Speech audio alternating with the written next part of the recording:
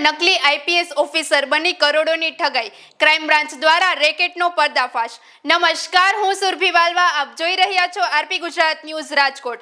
રાજકોટના આ સમાચાર જોઈએ વિસ્તારથી। રાજકોટમાં નકલી આઈપીએસ ઓફિસર બની કરોડોની ઠગાઈ કરનાર શખ્સની ક્રાઇમ બ્રાન્ચે ધરપકડ કરી। આરોપી જાહેર કાર્યક્રમોમાં બોડીગાર્ડ સાથે આઈપીએસ તરીકે રોફ જમાવતો હતો। માલધારી સમાજના યુવકોને પીએસઆઈ અને ડાયરેક્ટ ડીસીપી બનાવવાની લાલચ આપી નાણાં પડાવ્યા હોવાનું બહાર આવ્યું।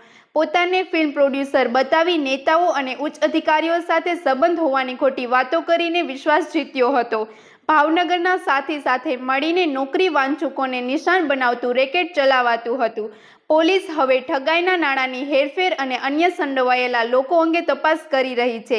ડીસીપી જગદીશ બાંગરવાએ આ ટોળકીથી છેતરાયેલા લોકોને તાત્કાલિક ક્રાઇમ બ્રાન્ચનો સંપર્ક કરવા અપીલ કરી। વધુ સમાચાર માટે જોડાયેલા રહો આરપી ગુજરાત ન્યૂઝ રાજકોટ। રાજકોટ શહેર ડીસીબી પોલીસ સ્ટેશન ખાતે ગત 5 નવેમ્બર 2025ના રોજ છેતરપિંડીનો એક ગુનો દાખલ થયેલો હતો।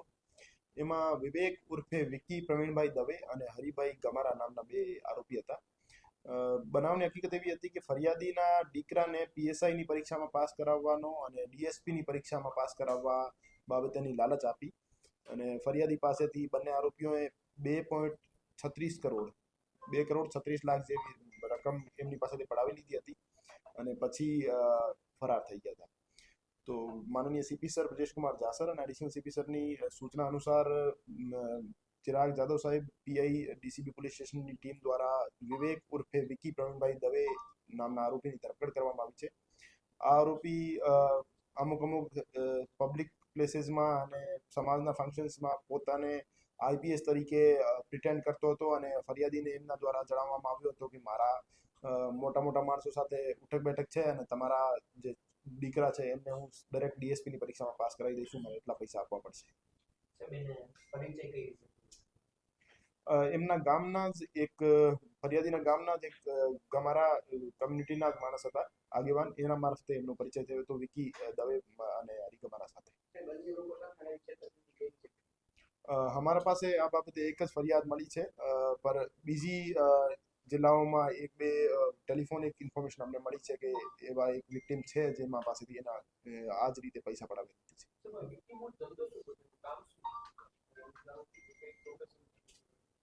કોઈ પર્ટિક્યુલર પ્રોફેશન નહીં, એમનો આ માણસોને છેતરવાનો ધંધો કરે છે। કોઈ પણ સરકારી નોકરી જે છે પૈસા આપીને નહીં મળતી। આપને પ્રોપર જે એક્ઝામ હોય છે આ એક્ઝામ પાસ કરવાની હોય છે અને એક્ઝામ પાસ કર્યા પછી જ કોઈ પણ જગ્યાએ પૈસા આપ્યા વગર તમને અપોઇન્ટમેન્ટ મળી જાય છે।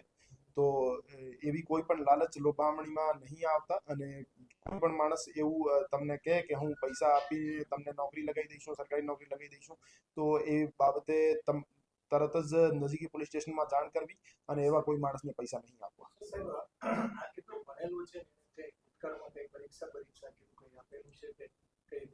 ના, એમનો કોઈ એવો બેકગ્રાઉન્ડ નહીં કે જેમાં કોઈ પરીક્ષા આપી હોય ને કોઈ સરકારી નોકરીમાં પાસ થયો હોય। આ બાબતે અમે ફર્ધર એમનું ઇન્વેસ્ટિગેશન કરી રહ્યા છે કે આ પૈસા ક્યાં સગે વગે કર્યા ફરિયાદી પાસેથી ને અમને રિકવર કરવા માટેના પ્રયત્નો કરી રહ્યા છીએ।